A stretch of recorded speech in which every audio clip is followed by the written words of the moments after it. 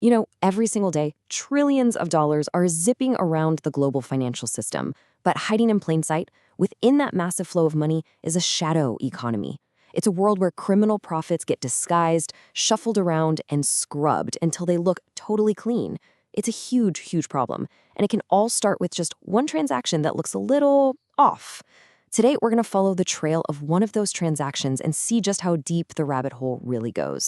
So let's meet Joyce. She's an analyst in the anti-financial crime department at a bank.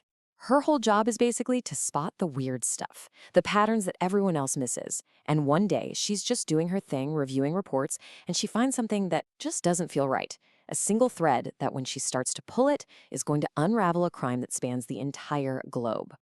All right, so it all kicks off with a company called Linguistix. On the surface, they're just a translation service. Totally normal, right?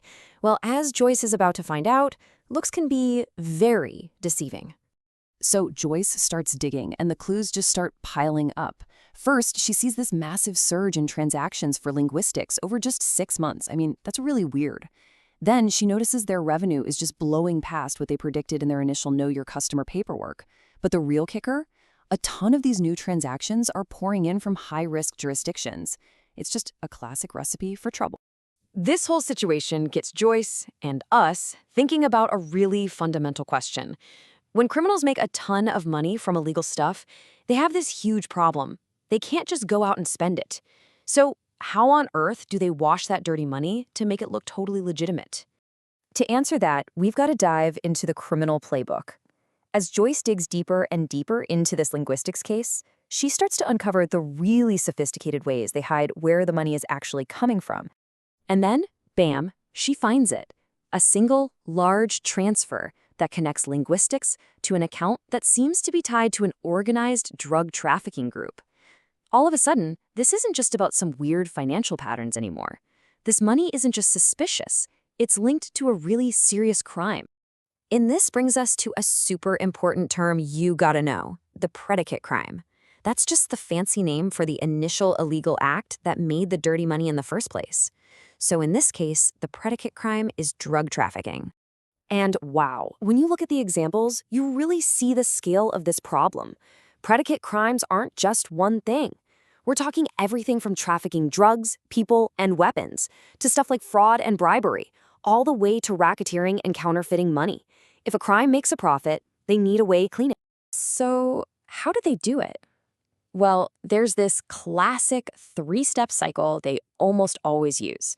Honestly, you can think of it like a washing machine for dirty money. First up, you've got placement. This is where they get the dirty cash into the financial system, maybe by making a bunch of small deposits or mixing it in with a business that handles a lot of cash. Next is layering, and this is the really complicated part.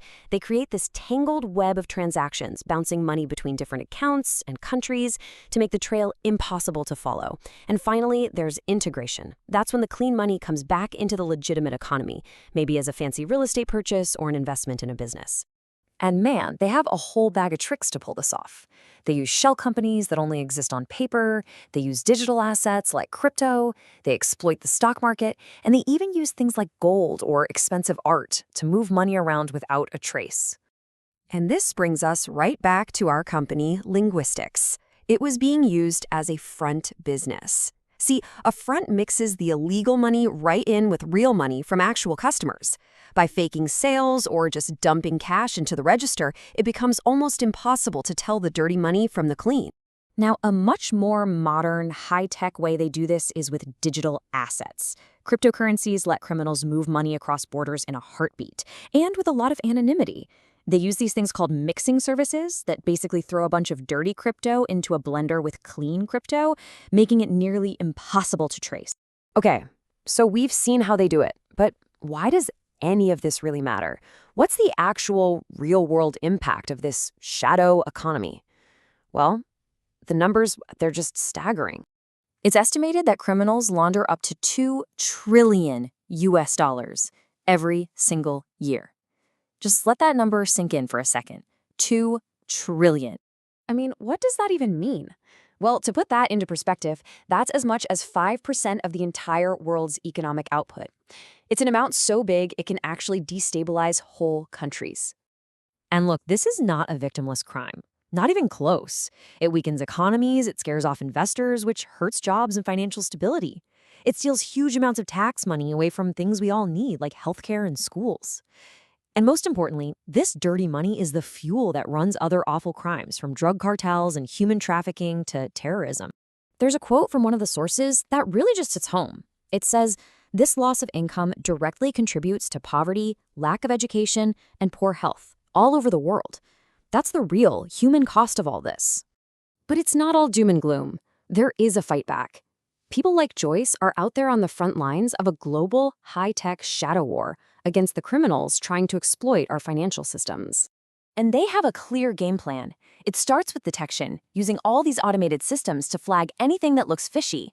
Then comes analysis, where investigators use powerful tools like network analysis to actually see how the money is moving. And finally, and this is crucial, collaboration, sharing intel between banks, government agencies, and law enforcement to connect the dots across the globe. And the way they fight this has changed so much. It's not just about, following paper trails anymore. Today, it's about tracing transactions on the blockchain. Manual reviews are being replaced by AI and machine learning. And instead of just looking at physical IDs, they're now using things like device intelligence and digital fingerprinting to track down the bad guys. And this brings us right back to Joyce. In the Linguistix case, it was exactly that combination, advanced analytics and teamwork with specialist groups, that proved her suspicions were right all along. They confirmed that the translation service was, in fact, a sophisticated front being used to launder drug money for a cartel. So yeah, Joyce won this battle, but the bigger war? It is far from over. As criminals start using their own powerful tech, we're talking AI, deepfakes, and fake synthetic identities to get around the rules. It raises a really serious question for all of us. In this high-stakes technological arms race, who's actually winning?